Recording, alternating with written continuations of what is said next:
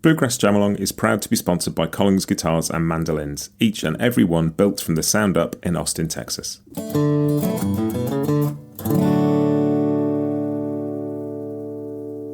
This episode is also brought to you by Peghead Nation, the home of roots music instruction. If you want to improve your playing, join me and thousands of other pickers getting better every day at pegheadnation.com.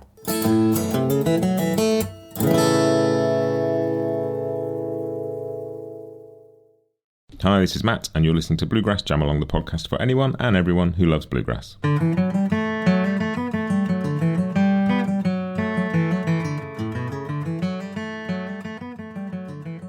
Hey everybody, welcome back to Bluegrass Jam Along. This is your Bluegrass Briefing for the 6th of May 2024. There was no episode on the podcast last week. I'm sorry about that. It's been a busy couple of weeks and I just didn't get around to it. The business that I work for a website called Spare Room. That's a roommate finding website. The business turned 20 a few weeks ago and I've been there for 17 of those. And so we got all of our staff together for a couple of days and took them all away and went and stayed in a great big country house in the middle of nowhere. In England, and had an amazing time, but it meant my week was a bit shorter and a bit groggier partway through than it should have been, but it was a lot of fun and it was marvellous. But as a result, I didn't get a chance to put an episode out last week, but we are back, and we are back with some cool stuff this week.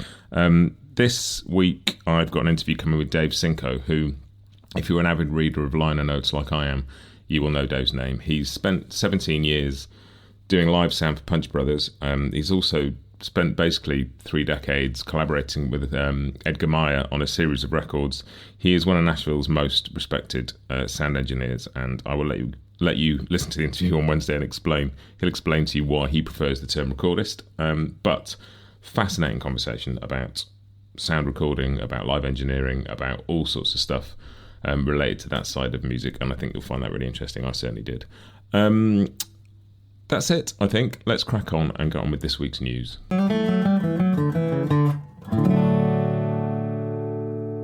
And this week's news, a couple of really sort of key figures in the world of bluegrass have passed. Only a couple of weeks ago since we lost Ben Eldridge, but also Frank Wakefield, a mandolin player who has such a long and rich history in the mandolin world, has inspired and influenced so many people and played with so many sort of legendary bluegrass figures, and also will be remembered very fondly for the tune New Camptown Races, which is one of my favourite tunes that Frank wrote.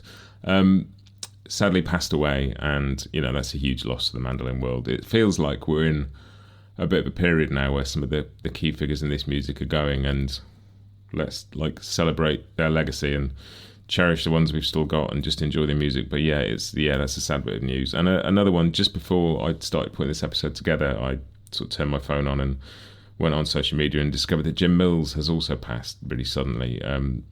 For those of you who listen to the podcast regularly, you remember I interviewed Jim earlier in the year, just a couple of months ago, for the Earl Scruggs tribute episodes that I put out. Such a warm, kind, funny, interesting, deeply knowledgeable person. Aside from being a great banjo player, I think Jim's one of the first banjo players I saw play live. I saw Kentucky Thunder, Ricky Skaggs and Kentucky Thunder play over here in London years ago with Jim on banjo, and it was extraordinary. But also, just not just the music. Jim is one of the authorities on pre-war Gibson banjos, and there's a lot of knowledge that will go with him. And so, sad to see Jim go as well. So just wanted to commemorate the passing of Frank Wakefield and Jim Mills.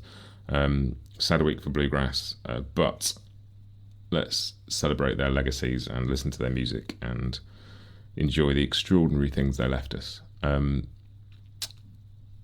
That's it for that bit. There's a couple of more cheerful bits of news. Lonesome River Band, who've been a staple in the bluegrass scene for decades now, also one of the first bluegrass bands I saw live at the Cambridge Folk Festival in the 90s. They've got a new album coming out in June called The Winning Hand, so I will bring you a bit more on that when we get there. And I also spotted that this year's recipient of the IBMA International Band Performance Grant, a band from Germany called Johnny and the Yahoos, I believe it is pronounced, but they will be over at IBMA playing for all of us. That's a great thing. I think the International Band Performance Grant is great. I think it's really cool to bring overseas bands to the States to play. I know it's a challenging thing. I know the guys that put all of that together, Christopher Howard Williams, who runs the international committee, and all the people who work with him, put a lot of work into that. And I know it's not easy getting overseas bands into the States to play bluegrass for people. There's all sorts of visa issues, and so that's great. A lot of work goes into that, and I'm delighted that that's happening. And I think that is one more bit actually. The IBMA Industry and Momentum Awards are now open for nominations through May. So you've got a few weeks to get things in. If you want to nominate yourself, if you want to nominate somebody else, they're a really cool set of awards. I was there last year for those. I won the Momentum Award for industry involvement, but just to see the bits of the sort of bluegrass world that aren't necessarily celebrated in the main awards show for musicians and bands and songs, and there's so much else around this industry and this world and this music that is celebrated in those awards, and they're a really cool thing. So do go and check those out and do nominate people, and there'll be more on those later in the year when the shortlists are announced. But that is it for news this week. Let's move on to The Grass is New.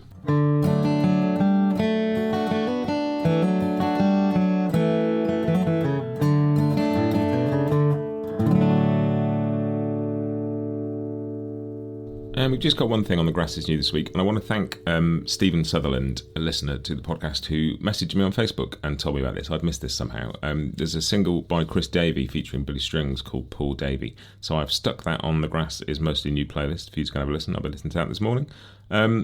That's it. I don't really have more news for you this week. It's a pretty brief one, but all the usual stuff applies. Do go to bluegrassjamalong.com for chord charts, all the episodes, all the links, all the info, all the stuff. It is all there. We're getting on for 400 episodes now, so there's plenty of content there to keep you going. If there is a week where I don't put an episode out, and they're very few and far between, there's plenty more to go back and listen to. But that's it. Have a great week. I'll see you next time. Happy picking.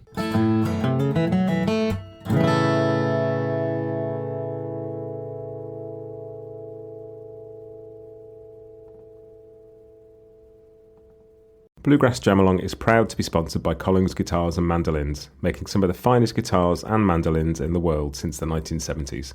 Visit collingsguitars.com and find out why.